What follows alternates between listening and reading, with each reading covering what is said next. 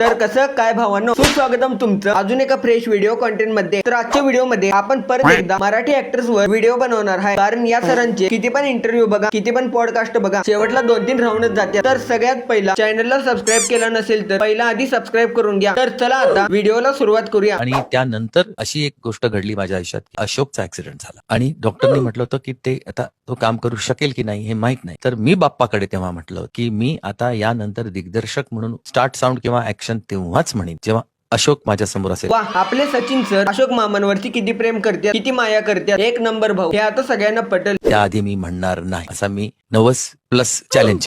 सगळं ठीक चाललं होतं, पण आपल्या लाडक्या लाल गंधर्वांनी हिथच घाण केली। 90+ चॅलेंज असा बाप्पाला दिला होता। मला एक कळणं झाले की 90+ चॅलेंज कोण देते। 90+ चॅलेंज असा बाप्पाला दिला होता। अलग ही लेवल का बंदा था। वरचा गणपती बाप्पा पण डिप्रेशन मध्ये गेला असेल की यांना नेमकं मागितलेलं 90 पूर्ण करून द्यायचं, यांचं चॅलेंज ऍक्सेप्ट करायचं। आणि तो उभा राहिला आणि त्याच्यानंतर मी जो स्टार्ट साऊंड त्याच्याबरोबर जो बोललो, त्या चित्रपटाचं नाव होतं अशी ही बनवा बनवी। असा बापाचा आशीर्वाद सुद्धा मिळाला। गणपती बाप्पांनंतर 90+ चॅलेंज केला होता, पण हे सगळं कॅन्सल करून बाप्पांनी डायरेक्ट आशीर्वाद देऊन टाकला। असा बापाचा आशीर्वाद सुद्धा मिळाला। पहिला जोक मी अप्रिशिएट केलेला म्हणजे मी एका लग्नाला माझ्या वडिलांबरोबर वनिता समाजाला गेलो होतो आणि तिथे मुलं होते, कोणाशी तरी बोलत होते। तिथं मुलं होती, कोणाशी तरी बोलत होती, तिकडची तिकडची छपरी पोरं लाईन मारण्यात बिझी होती। हे सगळं फिरून सांगायची काय गरज असते, सरळ मुद्द्यावर येऊन बोलायला काय प्रॉब्लेम आहे। लग्नाला संध्याकाळची वेळ होती आणि मी माझ्या वडिलांबरोबर गेलो तर पुलं समोर होते आणि मी जाऊन त्यांना नमस्कार केला। अरे सचिन, एकटा झालास, बायको कुठे आहे असं म्हटलं। मी 8 वर्षाचा होतो। 8 वर्षात बायको कुठं आहे हा प्रश्न तर मला पण विचारला होता, पण कालच्या स्वप्नात कुठं आहे काय माहिती। दुःख काय खतम नाही होता बे। आणि त्यांनी जेव्हा असं मला म्हटलं मी त्यांच्याकडे बघितलं आणि मी जोरात हसलो। इतक्या जोरात हसले की मला पण आवाज आला होता। मी पण खाली येणार होतो, पण सर हसाल तिथं म्हणूनच नाही आलो। काय काय बोलालोय रा।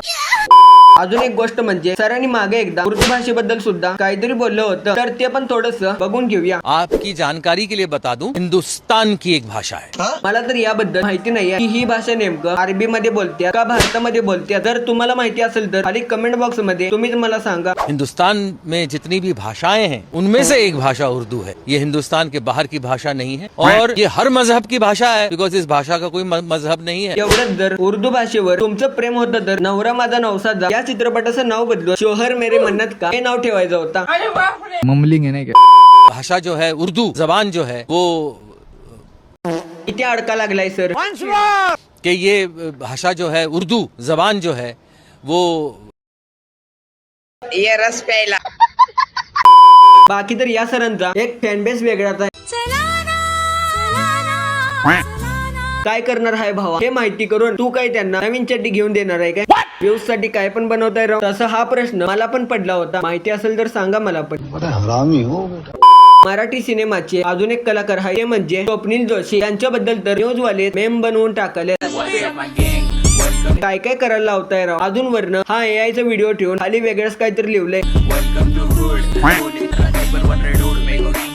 मैं एक बहुत साधारण आदमी हूँ, मार खाया हूँ।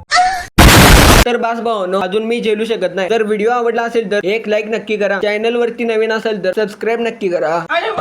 उचक्या लागायला लागले, बंद करा। तर सबस्क्राईब नक्की करा। तर भेटूया मग अजून एका नवीन व्हिडिओ मध्ये। तोपर्यंत जय श्रीराम, जय शिवराय। क्या बक रहे हो मादर।